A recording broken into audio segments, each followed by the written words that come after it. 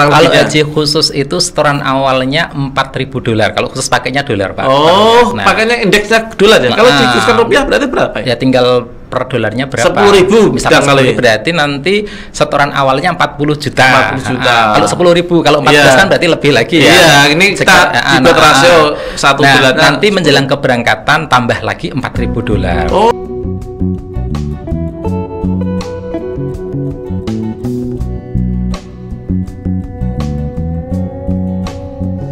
Assalamualaikum warahmatullahi wabarakatuh. Selamat siang, berjumpa lagi bersama saya Khairul Rozak, host podcast SMA 1 Demak, selalu aktual, akurat, dan berkarakter. Kali ini kita kedatangan tamu, salah satu staf Kementerian Agama. Kebetulan juga kita akan membahas dan membincang yang lagi viral juga, yaitu kaitannya dengan dibukanya kembali jamaah dari Indonesia, khususnya untuk ibadah umroh, barangkali juga ibadah haji. Kita sapa dulu narasumber kita pada siang hari ini di studio podcast. Assalamualaikum warahmatullahi wabarakatuh.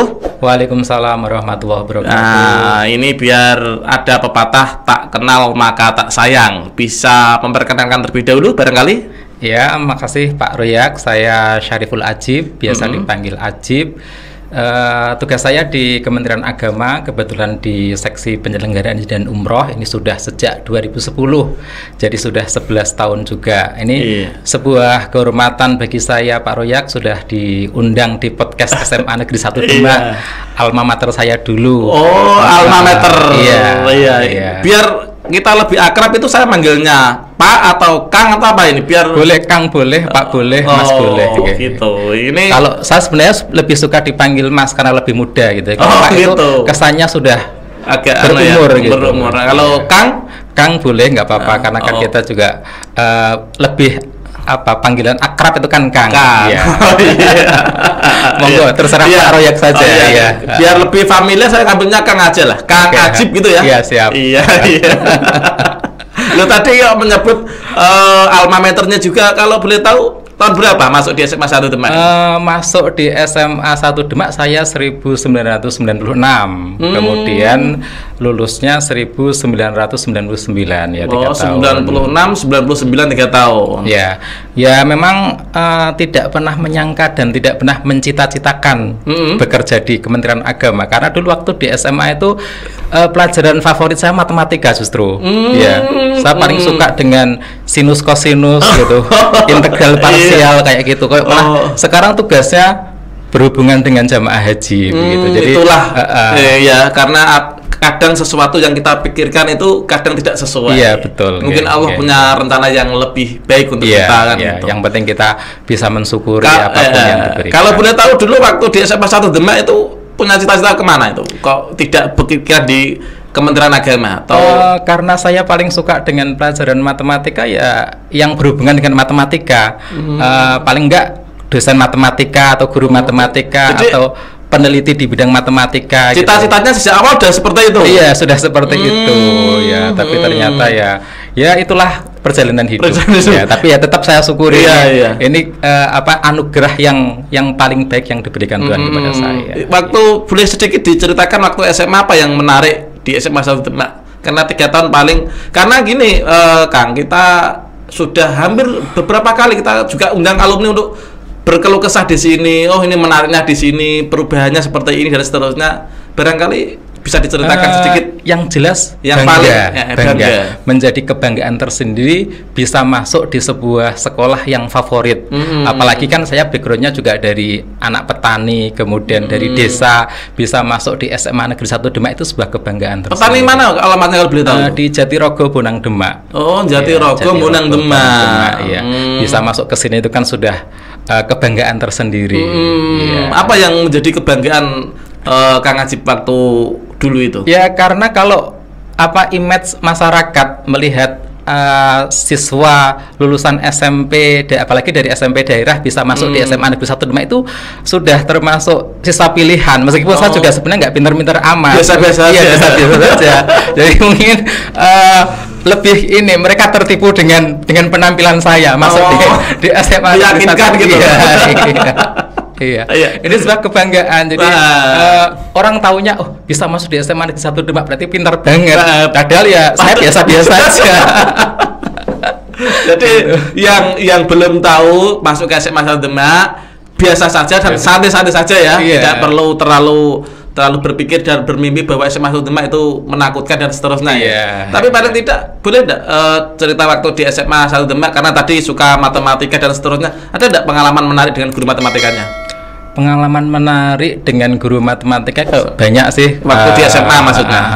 Dulu waktu kelas 1 itu yang ngajar Pak Ahmad Said. Pak Said ya itu banyak loh alumni yang termasuk punya kenangan dengan beliau ini. Yang sekarang masih sehat loh, kita lihat sering bersepeda ya itu. Pak Said itu termasuk yang tegas gitu. Jadi kalau ada siswa yang diberikan pertanyaan nggak bisa jawab, langsung diminta berdiri ke depan. Itu jadi setiap ada pelajaran matematika itu sudah deg-deg duluan ketika masuk kelas, apalagi ketika ada Pak Said masuk kelas itu sudah Pak Said gitu. Jadi suasana kebatinan mungkin sudah berbeda ya. Waktu itu ya sudah sering-sering banyak sholawat biar nanti nggak diminta menjawab pertanyaan beliau gitu. Kok SMA 1 Demak kok baca sholawat ya? Apa pada waktu di SMA juga di pondok pesantren? Oh enggak juga sih, itu kan terbawa sejak kecil gitu. Jadi mudah-mudahan nggak saya yang dipanggil, gitu. Bukan, tapi waktu SMA di pondok pesantren tidak? Saya tinggalnya karena saya dari jauh dan dulu itu kan transportasinya juga agak susah, jadi sering telat kalau harus pakai transportasi umum. Jadi saya tinggalnya di pesantren yang dekat dengan sini. Mana itu pondok pesantren? Pondok pesantren At-Taslim dulunya waktu SMA. Terus karena tidak kerasan atau apa? Sebenarnya sih kerasan. Waktu itu kerasan sampai selesai lulus SMA itu sama masih di sana. Terus kadung kalau bahasa pesantren boyong gitu. Kadung boyong. Terus pamit sama Pak Yainya, diantar sama orang tua saya, dipamitkan boyong itu. Ternyata harapan kami, saya dan orang tua, boyong itu kan terus kuliah gitu. Waktu itu kan saya memang keinginannya ya di matematika atau di pendidikan matematika gitu. Saya yakin waktu itu karena mungkin terlalu percaya diri ya, saya yakin akan diterima. Jadi pengumuman belum selesai itu saya sudah masuk sama Pak Yai boyong. Pendahulu ya. Ternyata setelah kemudian pengumuman nggak lolos itu saya bingung, waduh saya mau kemana ini, sebuah kondisi yang tidak pernah saya pikirkan sebelumnya. Harus cari pelarian, harus cari mau ke sana. Terus akhirnya kan saya kalau saya di rumah saya juga nanti saya nggak berkembang gitu. Saya kemudian nyari di pondok pesantren, waktu itu masih baru di Tembiring, di pondok pesantren Asujudia. Tapi ya yang namanya dunia pesantren itu kan tidak pernah melupakan jasa-jasa guru. Tetap saat bersilaturahim dengan pondok Taslim ya. Santri tidak ada mantan santri ya. Betul. Santri ya tetap sampai kapanpun juga santri ya gitu. Waktu itu saya masih jiwa muda, masih suka gengsi gitu kan. Jadi masa sudah boyong kemudian balik lagi karena karena nggak diterima UMPTN begitu kan, kayaknya karena masih muda kan jiwanya sudah. Kalau boleh tahu tidak diterima di di mana? Dulu daftar saya di Undip itu di MIPA, terus kemudian di UNES waktu itu pendidikan matematika. Dua-duanya tidak diterima. Iya. Itu kan kalau MPTN dua pilihan kan. UMPTN ujian masuk perguruan tinggi negeri. Atau yang nama sekarang itu ujian mandiri ya? Kalau yang sekarang kayaknya SBMPTN. Oh, SBMPTN. Iya. Yang sekarang SNMPTN itu kan jalur PMDK. Ya, berarti yang tidak jalur itu loh. Kenapa dulu waktu ngambilnya kok jalur UMPTN itu? Ya mungkin karena terlalu yakin dulu. Tidak mau ngambil jalur apa? Iya, enggak ngambil PMDK. Enggak ngambil yang jalur PMDK dulu. Bayangan saya sih pasti diterima lah gitu. Karena self confidence-nya tinggi ya. Iya. Nah, itu kemudian menjadikan hikmah tersendiri buat saya. Ternyata bagaimanapun kekuatan kita itu kita nggak boleh percaya diri. Yang percaya diri boleh, tapi yang terlalu percaya diri itu yang nggak boleh. Itu makanya, kalau boleh tahu, ini ada jejak yang menyampaikan ke saya nilai matematikanya berapa dulu waktu ujian nasional di SMA Demak itu? Ujian nasional karena tadi sering punya cita-cita pengen dosen matematika, peneliti dan seterusnya. Kalau Ya, boleh tahu. saya di angka 9, angka 10 itu udah biasa kalau ulangan-ulangan harian. Enggak, maksudnya nilai NEM-nya. Kalau dulu kan bicara NEM ya? Iya, iya. Nah, NEM-nya berapa? 6 itu 9. 9. Iya. Mata pelajaran yang lain? Mata yang lain saya nggak begitu tidak begitu menguasai di bidang yang lain, tapi yang matematika memang saya suka, dan karena suka ya saya akhirnya nilainya tadi ya mendekati angka 10 ya. Luar biasa. Kalau boleh tahu tadi di Undip tidak diterima, di UNES tidak diterima, berapa kali melakukan upaya uji coba itu namanya UMPTN ya? UMPTN. Ya, setiap kali ada kesempatan saya ikut Pak Royak. Jadi meskipun saya di pesantren, ketika ada informasi dibuka kembali UMPTN ya ikut. Tapi ternyata 3 kali berturut-turut juga enggak. Apa yang menyebabkan yang keempatnya tidak daftar lagi? Karena kan kesempatannya 3 kali. Oh, kesempatan untuk melakukan ikut seleksi peserta UMPTN itu hanya 3. Iya, dibatasi sampai 3 kali. Keempat. Dan terus kemudian apa yang keempat? Kemudian saya setelah sudah istilahnya berarti ini bukan jalan saya ini. Ternyata waktu itu tidak berpikir ke sekolah swasta, perguruan tinggi swasta. Enggak. Waktu itu mungkin karena terlalu nyaman juga di pesantren, saya lebih fokus di pesantren waktu itu. Jadi karena sudah menikmati ya. Sudah menikmati kan karena berjalan 3 tahun itu kan, 3 tahun itu terus suasana di pesantren juga mungkin sudah membuat nyaman. Hubungan saya dengan Pak Yai juga sudah lebih dekat lah selama 3 tahun kan. Jadi sudah mulai nyaman, akhirnya tidak ingin mencoba ke yang lain ya. Terus kemudian di situ. Nah, ini awal ceritanya masuk di Kementerian Agama. Ini kan sudah masuk ke ini. Tadi ini kita pengen tahu sedikit profilnya Kang Ajib ini. Terus kemudian awalnya gimana itu? Awalnya waktu itu kan saya sering ini ya, karena di pondok saya dulu itu kan Pak Yai saya itu masih ngajar waktu itu, ngajar di SD. SD. Jadi Pak Yainya termasuk guru juga? Iya, guru ya, luar biasa beliau. Jadi kalau boleh tahu Pak Yai siapa ya? Pak Kiai Munawar Sujud. Pak Kiai Haji Munawar Sujud. Iya, Kiai Haji Munawar Sujud. Nah, ini karena kalau pagi itu beliau masih ngajar di SD gitu. Jadi saya nggak ada kegiatan ngaji kan, karena ditinggal sama sama pengasuhnya. Itu kesempatan itu saya gunakan untuk ke perpustakaan waktu itu. Perpustakaan mana? Di Masjid Agung Demak. Jadi ya buku apapun saya baca waktu itu, tentang agama, tentang apalah yang di situ. Banyak kesempatan waktu kosong ya, karena di pondok juga tidak ada kegiatan mengaji, maka daripada tidak ngapa-ngapain, akhirnya menjatuhkan pada kesibukan membaca di perpustakaan Masjid Agung Demak gitu ya. Iya.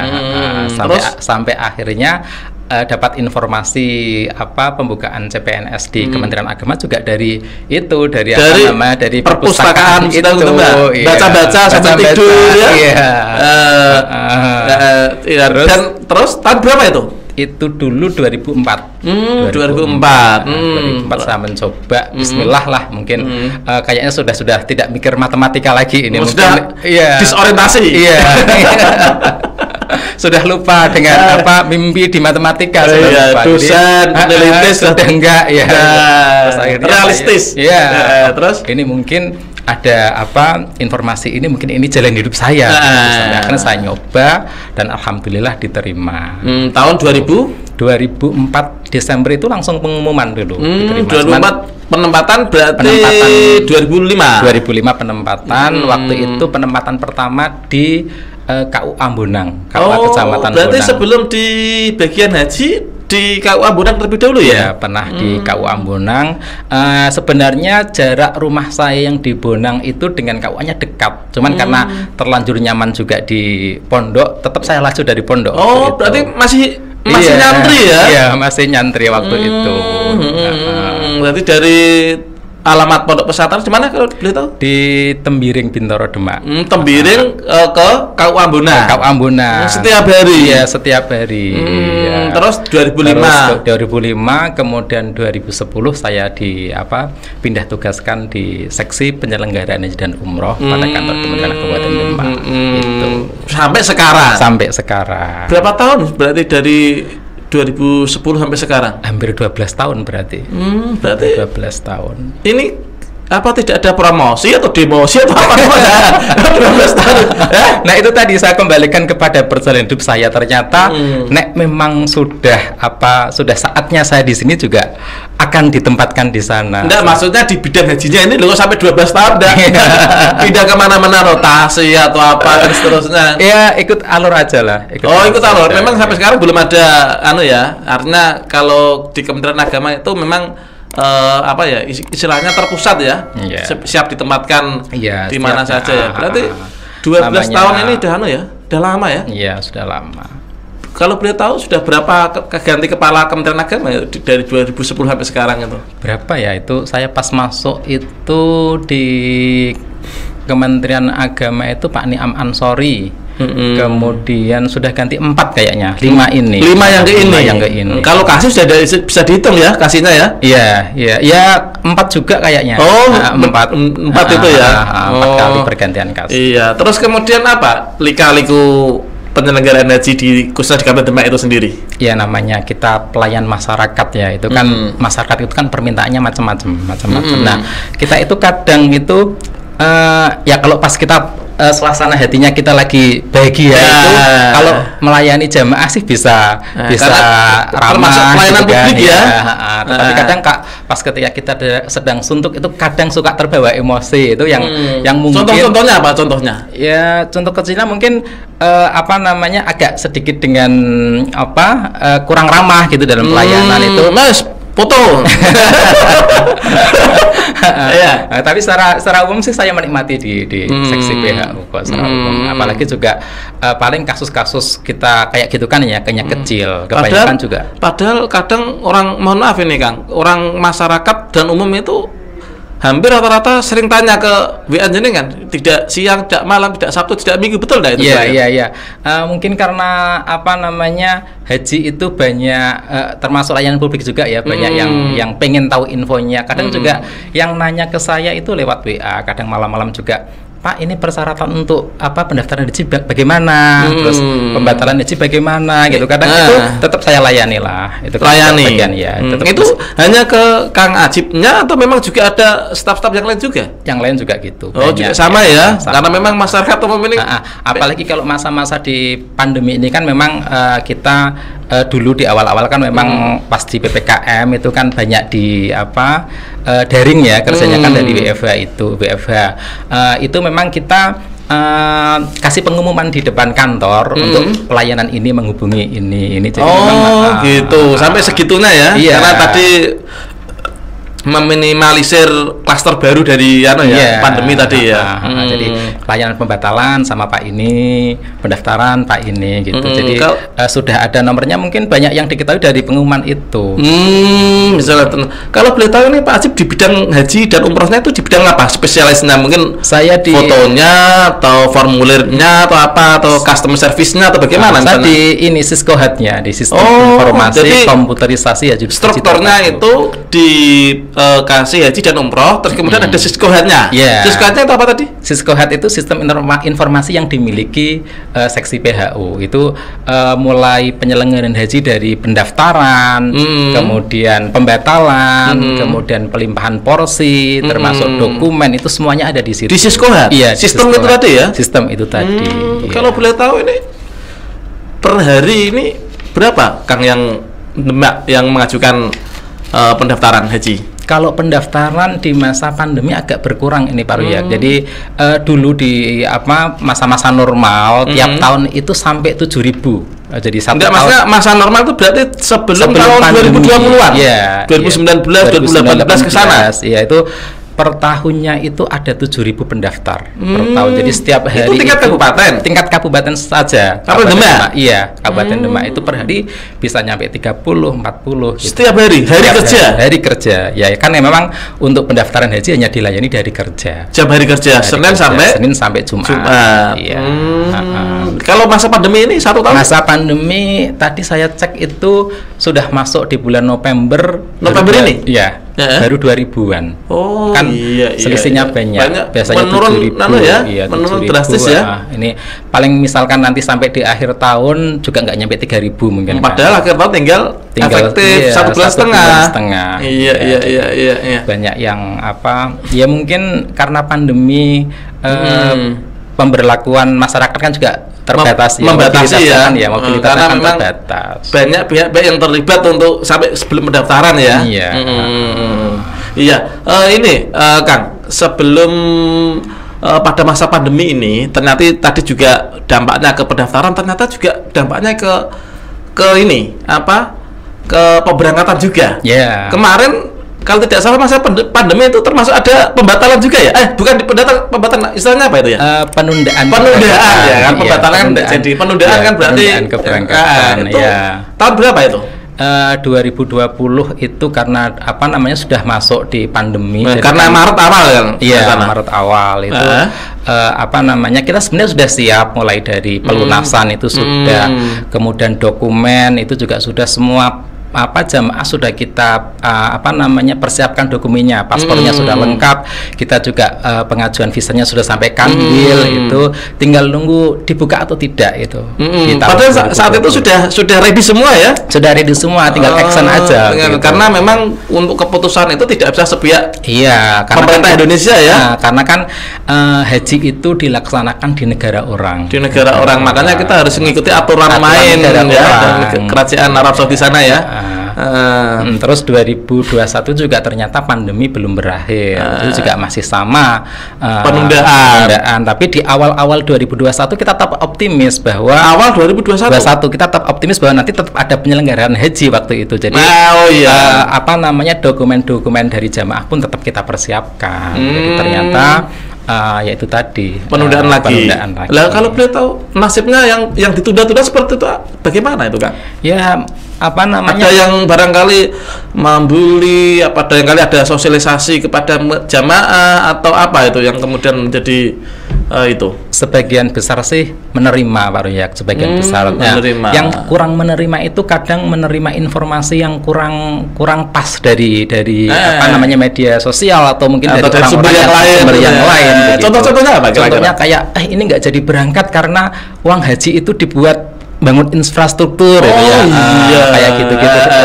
Kayak gitu kan banyak itu yang biasa masifnya. Iya, padahal kan itu tidak hanya terjadi di Indonesia saja kan. Seluruh dunia ya.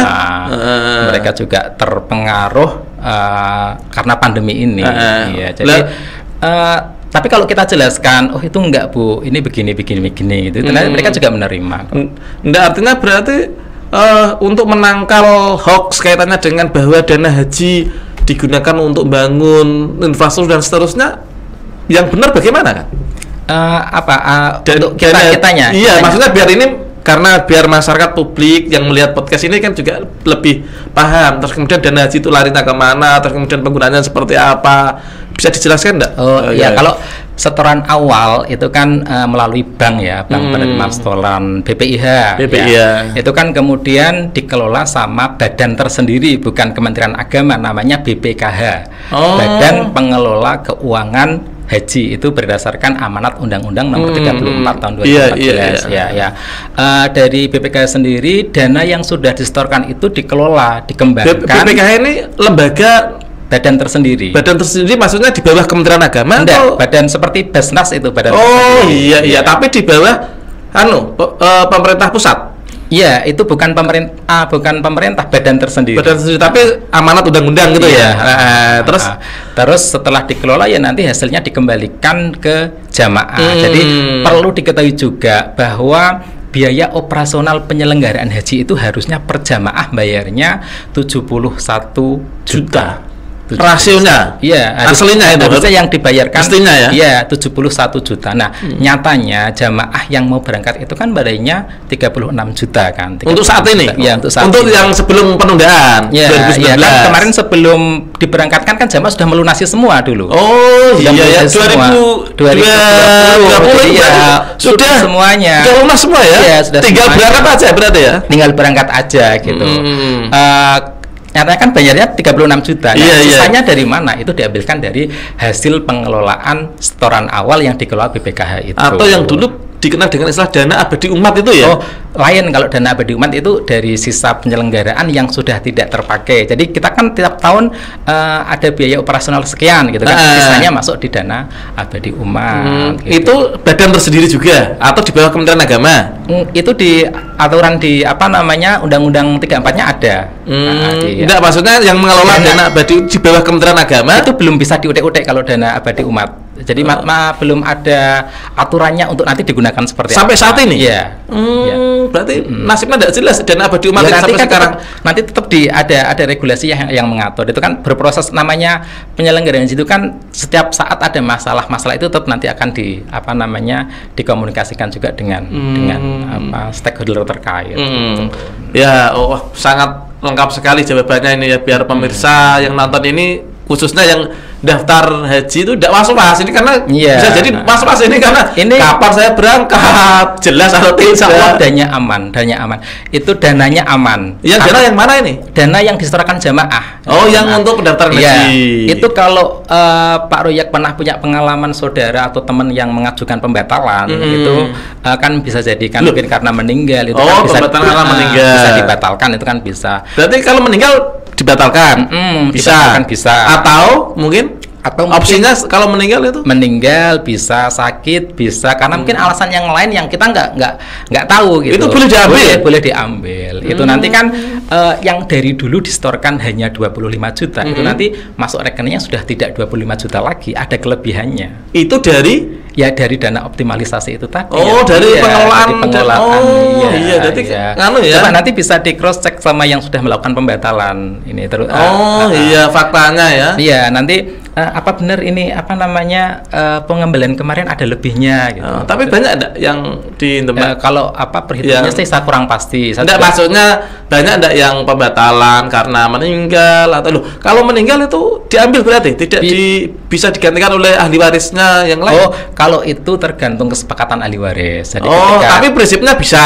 Ya, jadi jamaah haji yang meninggal itu bisa diambil uangnya atau dilimpahkan porsinya. Kepada ahli waris. Lah yang ngikut itu porsinya itu mulai dari nol lagi atau tetap yang porsi yang meninggal. Misalkan yang meninggal berangkat tahun 2021, penggantinya berangkat 2021. Gitu. Lah untuk siapa yang berangkat kan tergantung internal ahli warisnya. Itu sudah ditentukan di undang-undang, yang bisa menggantikan itu orang tua kandung, kemudian suami atau istri, kemudian anak kandung atau saudara kandung. Itu sudah ditentukan. Jadi di luar itu kalau misalkan nggak ada ya nanti ditarik. Gitu. Menantu nggak bisa. Ponakan nggak bisa. Berarti gitu. Keluarga dekatnya itu tadi ya. Iya. Berarti ini Kang. Itu hanya sekali kesempatan. Jadi misalkan jamaah haji sudah meninggal, kemudian diganti anaknya, anaknya meninggal lagi misalkan ya, itu sudah nggak bisa dilimpahkan lagi, terus ditarik uangnya, dikembalikan. Ya. Hanya satu kali pelimpahan porsi, istilahnya pelimpahan porsi. Berarti hanya sekali tadi ya. Berarti kalau misalnya ada karena kepentingan tertentu dia meninggal atau apa, berarti harus mau tidak mau ditarik ya. Iya.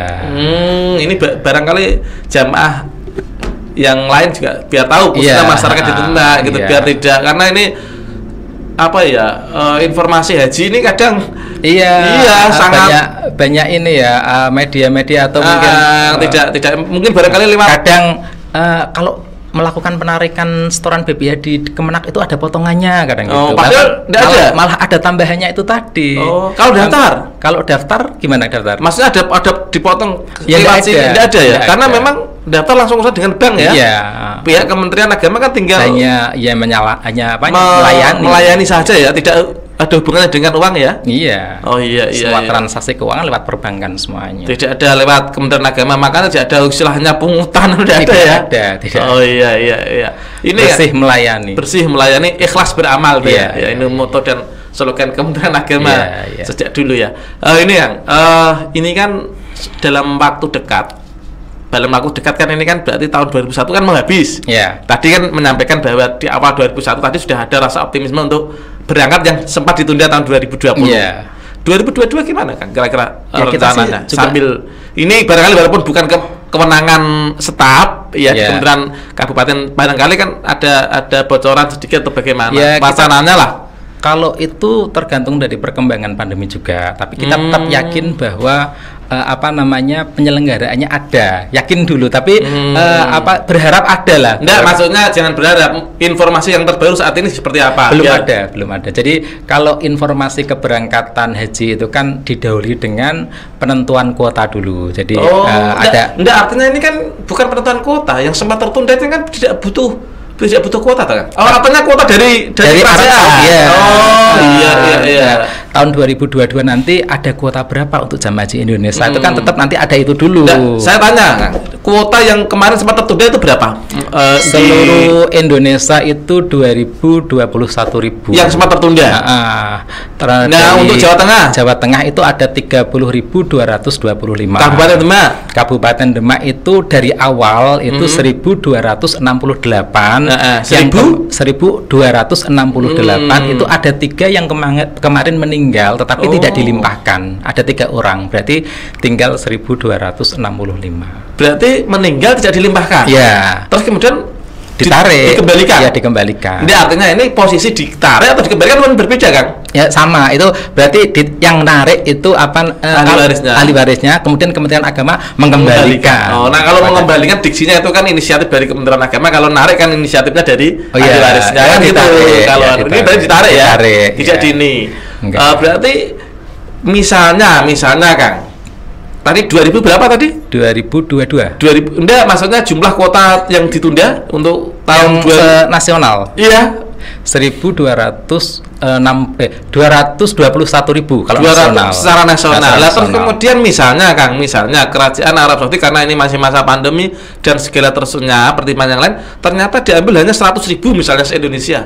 Terus kemudian pertimbangan apakah yang diambil kuota ini yang berangkat yang ditunda, artinya ada skala prioritas dari sisi usia atau dari sisi siapa dulu yang daftar atau bagaimana ya? Kalau itu nanti sudah kewenangan pusat, karena kan daerah hanya menjalankan pusat nanti seperti apa untuk pemilihan nanti yang diambil itu berdasarkan urut porsi atau berdasarkan usia, itu nanti kita mengikuti petunjuk saja. Jadi teknisnya menunggu informasi dari sana. Tapi mohon maaf Kang, ini berarti yang 20 berapa tadi yang Kabupaten Demak? 1.268 ini berarti sudah lunas semua ya? Sudah lunas semua. Tinggal dia tinggal sudah mau berangkat, itu sudah dokumennya juga sudah lengkap itu. Berarti nanti ini juga masih was-was juga kan? Yang saya maksud was-wasan itu karena barangkali kuotanya akan dikurangi gitu loh. Ya kalau itu belum tahu juga lah nanti.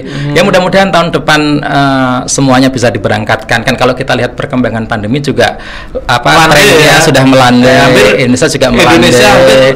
Level 1 semua. Apalagi kan provinsinya masih secara provinsi. Apalagi juga vaksin juga sudah mulai masif digalakkan gitu. Mudah-mudahan dengan kondisi seperti ini kan nanti kedepannya jamaah haji semuanya bisa diberangkatkan. Barangkali pesan yang bisa disampaikan untuk jamaah haji yang tertunda bagaimana kan kira-kira ini? Ya, bahwa haji itu panggilan, itu panggilan. Jadi harus menata hati, Kalau kita boleh menganalogkan, boleh mengkiaskan dengan saat kita mau sholat, kalau kita sudah ada adzan kemudian di tempat ibadah menunggu waktu sholat, itu kan selama waktu menunggu itu dihitung nilai pahalanya itu kan dihitung sholat selama waktu menunggu. Berarti masa menunggu ini kita niat bahwa memang haji ini ibadah, jadi mudah-mudahan menunggu masa penantian kita juga dihitung sebagai nilai ibadah. Jadi tidak perlu percaya dan mudah terkemakan hoax dan seterusnya ya.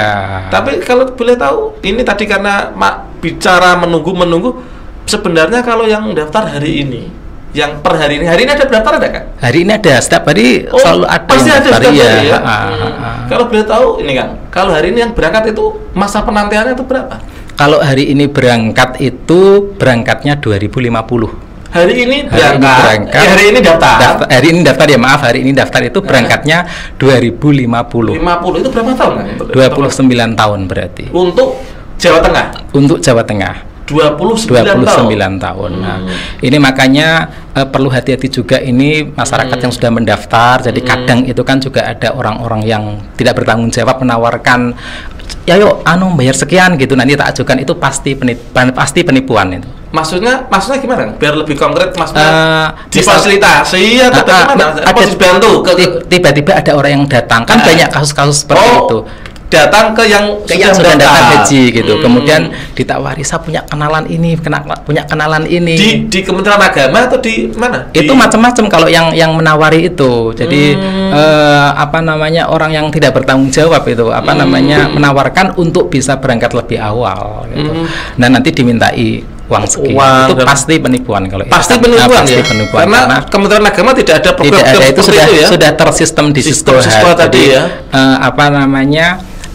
Untuk pengambilan kuotanya itu 98% dari urutan porsi, kemudian 2%-nya dari lansia. Itu juga sudah tersistem semuanya. Jadi tidak bisa ada orang yang mengaku-ngaku kemudian menawarkan jasa, tidak ada ya. Bisa. Nah, dari kuota yang sudah tersedia itu misalkan di akhir pelunasan ada yang tidak melunasi, itu kan ada sisa kuota, itu juga diatur di regulasi. Jadi siapa yang bisa mengisi sisa kuota itu gitu. Yang bisa mengisi itu sistem tadi ya. Sistem yang bisa yang bisa mengisi itu ketika ada orang tua dengan anak terpisah.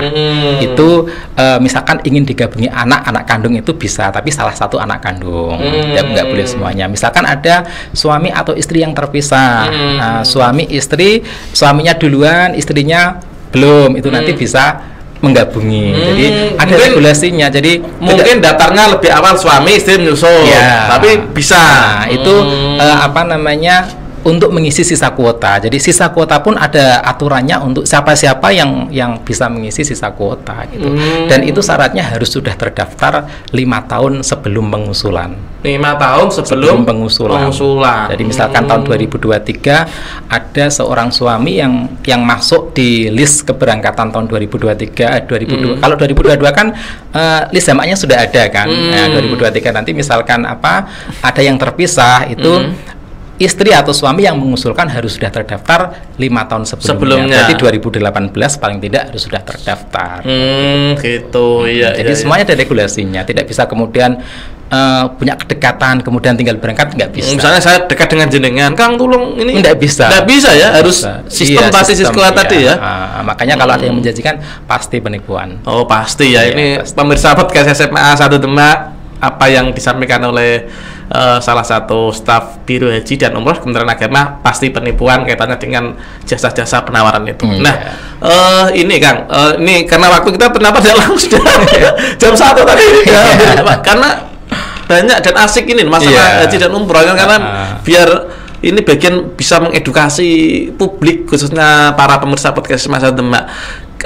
Yang terakhir Kang, sebelum kita closing Kang, selain pendaftaran pakai uang 25 juta ya, pendaftaran ya, itu syarat yang perlu disiapkan oleh calon pendaftar apa Kang? Oh, jadi kalau mau mendaftar itu yang langkah pertama melakukan setoran dulu minimal 25 juta. Setelah itu dibawa ke Kemenak, membawa kopi KTP, kopi KK, kopi akta nikah atau ijazah atau buku nikah salah satu. Jadi kalau sudah ada akta ya nggak perlu ijazah, kalau sudah ada buku nikah ya nggak perlu ijazah. Jadi salah satu dan menunjukkan aslinya, dan pastikan bahwa selesai pendaftaran itu jamaah haji sudah mendapatkan nomor porsi, yang nanti di aplikasi Haji Pintar semua orang bisa mendownload Play Store itu nanti bisa dicek di sana setiap saat real time itu bisa dicek tahun keberangkatannya tahun berapa. Berarti sangat terbuka dan transparan ya. Kalau yang umrah itu, kalau di haji itu kan nomor porsi haji. Kalau di umrah itu nomor pasti umroh. Pasti umrah itu nanti juga bisa download aplikasi umroh cerdas. Nah, kalau haji itu Haji Pintar, kalau umroh cerdas. Jadi umroh cerdas nanti tinggal masukkan nomor pasti umrohnya itu sudah bisa terlihat PT-nya apa, kemudian terdaftar atau tidak, ya izinnya berlaku sampai berapa, terus kemudian nanti pemberangkatannya lewat maskapai apa, terus nanti di hotel mana, itu di situ bisa dilihat di umroh cerdas. Semua orang bisa akses lewat aplikasi umroh cerdas. Begitu. Terakhir Kang, ini terakhir bahwa masyarakat ini juga biar lebih memahamkan dan berkali masyarakat ini kan juga ada istilahnya namanya Haji Plus. Ya. Iya, ini tadi belum disinggung kita ini sebelum.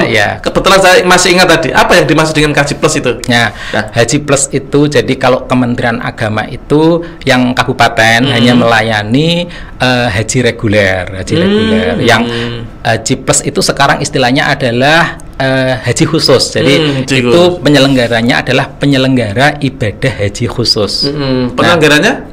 Dari PIHK, PT swasta. Oh, biro ya. Kalau dulu biro haji khusus istilahnya adalah PIHK, penyelenggara ibadah haji khusus. Nah, ini kalau ada yang berminat mendaftar di haji khusus ya pastikan bahwa PIHK-nya resmi terdaftar di Kementerian Agama. Supaya tidak terjadi penipuan. Karena ada penipuan makanya dan umroh juga. Ya, makanya itu nanti pastikan bahwa semuanya bisa dicek di aplikasi Haji Pintar. Kemudian nanti pastikan setelah selesai pendaftaran nomor porsinya juga sudah dapat. Memang harus selektif itu ya. Iya, kalau sudah dapat nomor porsi, kemudian dicek di aplikasi Haji Pintar, berarti sudah terdaftar. Berarti pastikan kalau memang lewat jalur khusus itu ya pilih PT PIHK yang sudah terizin resmi dan terdaftar di Kementerian dan Agama masih berlaku. Kadang kan punya izin tapi habis masa berlakunya. Untuk memastikan izin dan masa berlakunya seperti apa kan? Semua bisa diakses di Haji Pintar. Jadi nanti tinggal karena di aplikasinya Kementerian Agama depak tuh ya. Iya, nanti tinggal ketik aja misalkan nama PT Rindu apa gitu, tinggal diklik aja nanti keluar. Oh ada. Satu terakhir pertanyaan lagi ini kan masalah haji. Ada berapa PT yang penyelenggara haji plus dan umroh itu di Indonesia? Kalau jumlah pastinya itu kan selalu berkembang ya. Oh iya. Per hari ini lah, jangan berkembang ya. Kalau besok kan kita belum tahu per hari ini maksudnya. Kalau yang PT PIHK itu kalau yang di Demak belum ada Pak Royak yang di Demak. Jadi ini peluang juga kalau saya daftar bisa ya. Tapi memang agak susah juga untuk menjadi. Jadi ya itu mudah sih sebenarnya, yang penting persyaratan terpenuhi ya. Kalau yang di Demak itu adanya adalah PPIU. PPIU itu penyelenggara perjalanan ibadah umroh. Jadi biro-biro umroh. Kalau Haji Plus belum ya? Yang Haji Plus belum ada. Jadi biasanya kita ikutnya di Semarang atau di Semarang ada. Di Kudus itu ada. Cuman saya nggak bisa nyebut namanya. Nanti bisa dicek sendiri. Nah, secara kuantitas jumlahnya kan bisa. Misalnya kalau di Semarang berapa, di Kudus berapa, cuma ada bisa. Itu nanti bisa diakses juga bisa diakses di Haji Pintar. Jadi lengkap ya di aplikasi kan bisa diambil nanti pencarian yang dari kabupaten ini, yang dari provinsi ini, nanti kan bisa dibuat seperti itu. Kalau boleh tahu bocoran barangkali karena Kang Haji Pintar yang Haji Pintar sekarang tuh di interval berapa kira-kira yang mungkin barangkali walaupun tidak menangani tapi barangkali tahu. Kurang tahu kalau itu kurang untuk haji khusus ini. Kalau haji khusus itu setoran awalnya $4.000. Kalau khusus pakainya dolar, Pak. Pakainya indeksnya dolar ya. Kalau dikhususkan rupiah berarti berapa ya? Ya tinggal per dolarnya berapa? 10.000 misalnya 10.000 berarti nanti setoran awalnya 40 juta. Kalau 10.000, kalau 14 kan berarti lebih lagi ya. Iya, ini kita buat rasio 1 bulan. Nanti menjelang keberangkatan tambah lagi $4.000. Jadi, minimal itu $8.000 itu minimal. Kan kalau khusus itu tergantung ini layanan yang diinginkan. Jadi nanti pengen jarak dengan Masjidil Haram. Istilahnya seperti biro ya. Iya.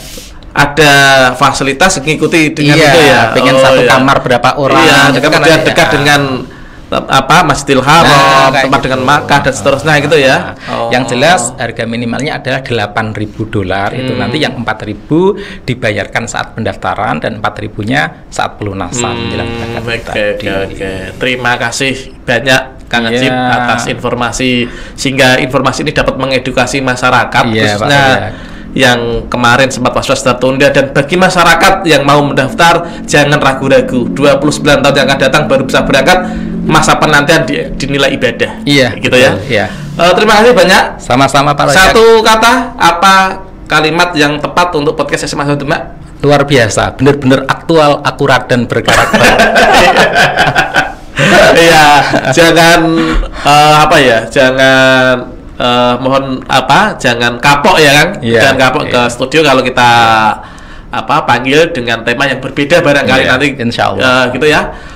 Demikian pemirsa podcast SMA 1 Demak. Tidak terasa kita sudah hampir 1 jam 1 tepat sampai ini jam 2 bahas mengenai kaitannya dengan umroh dan haji sehingga dapat mengedukasi masyarakat yang pengen tahu tentunya di channel akun YouTube SMA 1 Demak Official. Jangan lupa tetap subscribe, like dan komen yang positif. Akhirul kalam, wallahul muwaffiq ila aqwamit thoriq. Wassalamualaikum warahmatullahi wabarakatuh. Waalaikumsalam warahmatullahi wabarakatuh.